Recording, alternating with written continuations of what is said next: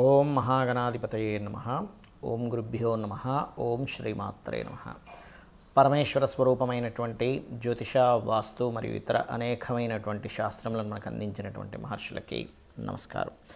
హయగ్రీవ హయగ్రీవ హయగ్రీవేతియో వదేత్ తస్య నిస్సరతే వాణీ జనుకన్యా ప్రవాహవత్. అరుణాం కరుణాతరంగితాక్షీం ధృతపాశాంకుశపుష్పబాణచాపాం అనిమాదిభిరావృతాం మయూకైః అహమిత్యేవ విభావయే భవానీం. శ్రీమాత్రే నమః. ప్రేక్షకులకి ఆ లలితాంబిక అమ్మవారి యొక్క అనుగ్రహం పరిపూర్ణంగా కలగాలని మనస్ఫూర్తి కోరుకుంటూ మనం డిసెంబర్ మాసంలో అసలు గ్రహస్థితి ఏ విధంగా ఉంది అని చెప్పి చూసుకున్నట్లయితే ఈ మాసంలో 3 గ్రహాలు వక్రించి ఉంటాయి. అందులో ప్రధానంగా గురువు వృషభ రాశిలో వక్రించి ఉంటున్నాడు, కుజుడు కర్కాటక రాశిలో వక్రించి ఉంటున్నాడు. అదేవిధంగా శని కనుక చూసుకున్నట్లయితే వక్ర త్యాగం అయిపోయింది ఆల్రెడీ శనిది. ఇక బుధగ్రహం పర్టికులర్గా మనకి ఈ యొక్క వృశ్చిక రాశిలో ఉండి 16వ తేదీ వరకు వక్రగతిలో ఉంటాడు రవితో కలిసి. అయితే ఈ రవితో కలిసినటువంటి బుధుడు వక్రత్యాగం 16వ తేదీ అవుతూ అదే 16వ తేదీ ధనస్సులోకి రవి మారుతున్నాడు. అదేవిధంగా శుక్రుడు గమనించుకున్నట్లయితే 3వ తేదీ నుంచి ధనస్సు రాశిలో ఉన్నటువంటి శుక్రుడు మకర రాశిలోకి ఎంటర్ అవ్వడం జరుగుతుంది. ఆయన 29వ తేదీ వరకు మకరంలో ఉండి కుంభంలోకి 29వ తేదీకి వెళ్తూ శనిని కలుస్తాడు. అదేవిధంగా మీనంలో రాహువు, కన్యారాశిలో కేతు ఈ యొక్క సంచారం జరుగుతుంది. ఇక ఈ యొక్క గ్రహస్థితిని అనుసరించి ద్వాదశ లగ్నాల వారికి మరియు ద్వాదశ రాశుల వారికి లగ్నం తెలిసిన వారు లగ్నం నుంచి చూసుకోవచ్చు, లేదా లగ్నం తెలియని వారు రాశి నుంచి చూసుకోవచ్చు. ఎటువంటి ఫలితాలు జరగనున్నాయి, ఏ విషయాల పట్ల మీరు జాగ్రత్తగా ఉండాలి అనేటువంటి విషయాలు చెప్తుంది. నేనైనప్పటికీ కూడా చెప్పిస్తుంది సాక్షాత్ లలిత అమ్మవారిగా భావిస్తూ ఒక్కొక్క లగ్నము రాశి గురించి తెలుసుకుందాం. మీన లగ్నము, మీన రాశి. మీనం వారి కనుక చూసుకున్నట్లయితే మీకు రాశిలో రాహు యొక్క సంచారం. దీనివల్ల ఏంటంటే అనవసరమైన భయాలు, స్ట్రెస్సు, ఇమాజినేషన్స్ పెరుగుతుంటాయి. ఇలాంటప్పుడు మీరు ఓం దుమ్ దుర్గాయ నమః అనే నామస్మరణ చేయండి. మీకు ఖచ్చితంగా భయం నుంచి బయటపడతారు. ఇక ధన సంబంధించినటువంటి విషయంలో ధనాధిపతి అయినటువంటి మీకు కుజుడు ధనాధిపతి అవుతాడు. పంచమ స్థానంలో వక్రించున్నందుకు కాస్త ల్యాండ్స్ మూలంగా ఏదైనా ఒక వస్తువుని ఆన్లైన్లో అమ్మడం ద్వారా ఎక్కువగా లాభాలు చూపిస్తున్నాయి. కాకపోతే ఏంటంటే కొంచెం ల్యాండ్స్ తీసుకునేటప్పుడు కానివ్వండి, ఏదైనా ఒక ఆలోచన చేసేటప్పుడు కానివ్వండి, అక్కడ దాకా ఒకటి అనుకొని సడన్గా మళ్ళీ టర్న్ అవుతారు, వేరే చేద్దాంలే అని. అక్కడ మీకు ఇబ్బంది ఇస్తుంది. కాబట్టి చాలా ప్లానెడ్గా మీరు ఏదైనా సరే మీ ఆలోచన, మీరు ఏదైతే ఉద్యోగం కోసం కావచ్చు, వ్యాపారం కోసం కావచ్చు, ఏదైనా సరే అటువంటి విషయాల్లో కాస్త జాగ్రత్తగా ఉండాలి. కాస్త వాహనం మీద వెళ్ళేటప్పుడు 5వ స్థానంలో నీచబడినటువంటి కుజుడు వక్రించి 4వ స్థానంలోకి వాహన స్థానం వైపు తిరిగాడు. కాబట్టి వాహనాల మీద వెళ్ళేటప్పుడు కాస్త జాగ్రత్తగా ఉండాలి. సంతానాన్ని పొందేటువంటి విషయాల్లో కూడా, ఎందుకంటే లగ్నంలో రాహు ఉన్నాడు. ప్రధానంగా ఇక్కడ లగ్నంలో రాహు ఉంటూ పంచమంలో వక్రించినటువంటి కుజుడు కాబట్టి ప్రెగ్నెన్సీ కోసం మీరు ఏదైనా ఐవీఎఫ్లో ఐయుఐలు చేయించుకునేటప్పుడు 1కి 4 సార్లు ఇది సక్సెస్ అవుతుందా లేదా, మీకు ఆ కండిషన్ ఉందా లేదా. ఒక్కోసారి ఏంటంటే మనిషి యొక్క శరీరతత్వం కొంచెం స్ట్రెంత్గా లేదనుకోండి, మళ్ళీ ఫెయిల్యూర్ అవుతూ పాపం మీకు డబ్బులు వేస్ట్ అవ్వడం, చేసే వాళ్ళకి ప్రయత్నం ఫెయిల్ అవ్వడం జరుగుతూ ఉంటుంది. కాబట్టి ఈ యొక్క విషయాల్లో, సంతానం కోసం చేసే ప్రయత్నాల విషయాల్లో చాలా జాగ్రత్తగా ఉండాలి. మరియు అదేవిధంగా ఈ 6వ అధిపతి దశమ స్థానంలోకి వచ్చినందుకు రవి పర్టికులర్గా 16వ తేదీ నుంచి మారుతున్నాడు. భాగ్యంలో ఉండేటువంటి వృశ్చికంలో 6వ అధిపతి అయిన రవి, వృశ్చికంలో ఉన్నటువంటి రవి 16వ తేదీ నుంచి ఎప్పుడైతే మీకు ధనుసు రాశిలోకి వస్తాడో, ఇది కొంచెం గవర్నమెంట్ జాబ్స్ కోసము, మెడికల్ రంగాల్లో ఉద్యోగ సంబంధంగా ఎదగడం కోసం, ఎనీ ఆరోగ్యానికి సంబంధించిన మీరు బిజినెస్ కానీ ఏదైనా చేసేటప్పుడు ఇది కొంతవరకు పనికి వస్తుంది. కాకపోతే సప్తమంలో కేతువు, లగ్నంలో రాహు ఉంటూ లాభస్థానంలో శుక్రుడు ఉన్నందుకు ఈ నెల వివాహ సంబంధించిన వాటి జోలికి వెళ్ళకపోవడమే మంచిది అనేటువంటి చాలా స్పష్టంగా గోచరిస్తుంది.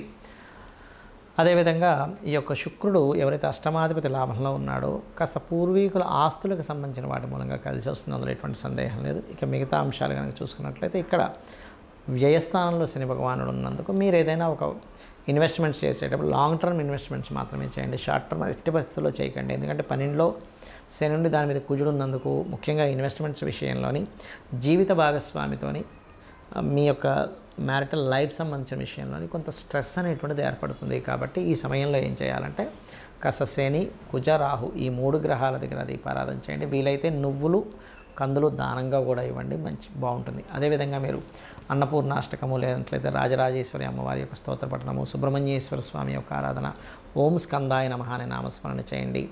అందులోనే ప్రధానంగా మీరు ఇన్వెస్ట్మెంట్ చేసేటప్పుడు 7, 8 తేదీలు అసలు ఇన్వెస్ట్మెంట్స్ చేయకండి. 9, 10 తేదీలు అనవసరంగా మీరు కొన్నిసార్లు అనాలోచితంతో అదేదో కొంతమంది అంటుంటారు సరే ఏదో మాయలాగా వచ్చిందండి, ఆ మాయలాగా నేను మాయలో పడిపోయాను అంటుంటారు. కాబట్టి 9, 10 తేదీలు కాస్త మీరు నిర్ణయాలు తీసుకునేటప్పుడు చాలా జాగ్రత్తగా ఉండండి, అన్ని విధాలా బాగుంటుంది. చాలామంది నన్ను అడుగుతుంది ఏంటంటే వాళ్ళ జన్మజాతకాల్లో ఏదైనా వక్రగ్రహం ఉన్నట్లయితే ఏమిటి ఫలితం అని అడుగుతూ ఉన్నారు. ఇది నాడీ ఆస్ట్రాలజీలో మనకు చూడండి చాలామంది జాతకాల్లో ఈ పలానా గ్రహం వక్రించిందండి, ఈ పలానా గ్రహం అంటే శని కావచ్చు, గురువు కావచ్చు, వీళ్ళు వక్రించారని చెప్తుంటారు. అయితే ఇక్కడ ఏంటంటే ఫస్ట్ ఆఫ్ ఆల్ మనం అర్థం చేసుకోవాల్సింది రాహువు కేతువు ఈ రెండు ఎప్పుడు వక్రగతిలోనే ఉంటాయి, అంటే వెనక్కి తిరుగుతూ ఉంటాయి. బికాజ్ ఆఫ్ అది కాలం అయిపోతుంది, రాహు అంటే కాలము అయిపోయినటువంటిది కాబట్టి కాలానికి కారకుడైనటువంటి రాహు వెనక్కి వెళ్ళిపోతుంది కాలము అనేటువంటి సంకేతంతో. అయితే మిగతా గ్రహాలు ఏవి అంటే రవిచంద్రులు అయితే అసలు వక్రించరు ఎప్పుడు కూడా, ఎందుకంటే సమయం వెనక్కి రాదు కాబట్టి ఈ రవిచంద్రుల ద్వారానే మనం సమయాన్ని తెలుసుకుంటూ ఉంటాం. ఇవాళ ఈ తిథి, ఈ నక్షత్రము, ఇంత సమయం గడిచింది. రవి నడినెత్తున వస్తే మనకి మధ్యాహ్నం అయిందని, సాయంత్రం అయితే అటు వెస్ట్ వైపు సూర్యుడు కనిపిస్తే సాయంత్రం అవుతుందని మనం తెలుసుకుంటూ ఉంటాం. తిథులను బట్టి చంద్రుడు ఉండేటువంటి ఇది కాబట్టి అది ఎప్పుడు వక్రించమంటే కాలం వెనక్కి తిరిగి రాదు కాబట్టి అవి వక్రించవు ఎప్పుడు కూడా.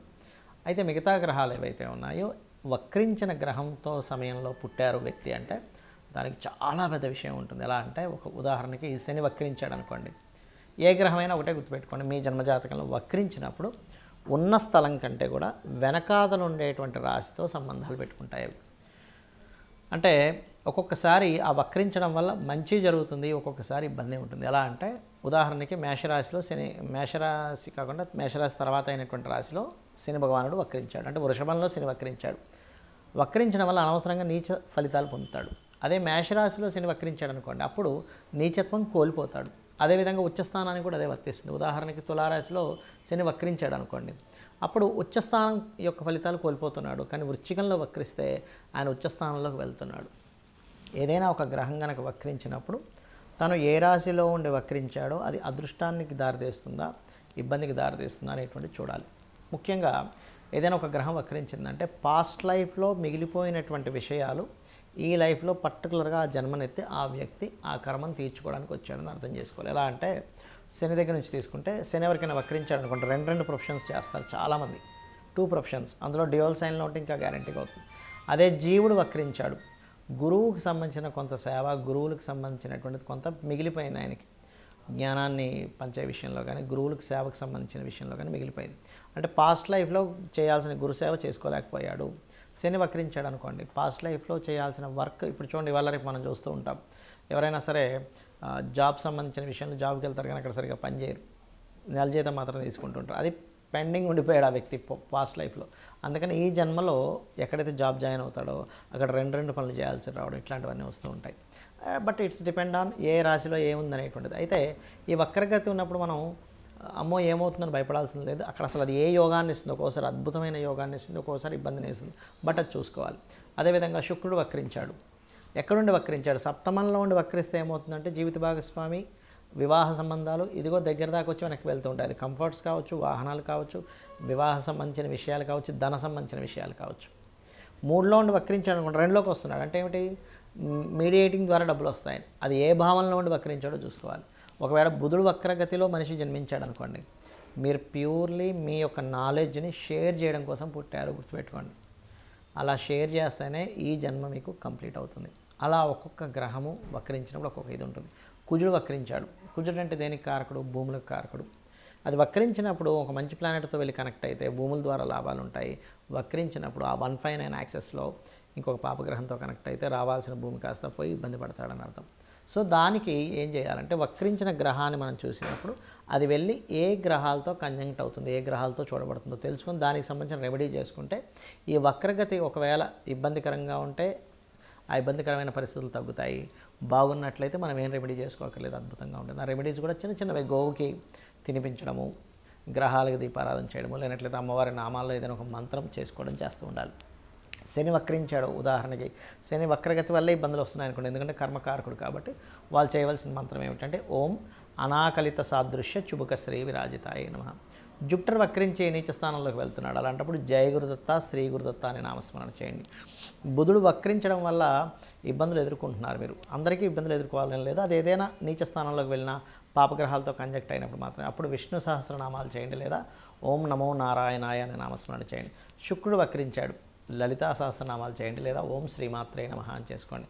కుజుడు వక్రించాడు, ఇబ్బంది పడుతున్నారు మీరు, ఉదాహరణకి కుజ సంబంధంగా, అప్పుడు ఏంటంటే ఓం స్కందాయ నమః అనే నామస్మరణ చేయండి. ఎందుకంటే వక్రగతి మీరు మీ పాస్ట్ లైఫ్లో చేయాల్సినటువంటి కొన్ని పెండింగ్ కర్మాస్ క్లియర్ చేసుకోవడానికి జన్మెత్తారని అర్థము. కాబట్టి ఇలా చూసుకొని చేసుకోండి. అన్ని విధాలా మీకు అమ్మవారి అనుగ్రహం ఉండాలని, కలగాలని మనస్ఫూర్తిగా కోరుకుంటూ శ్రీమాత్రే నమః.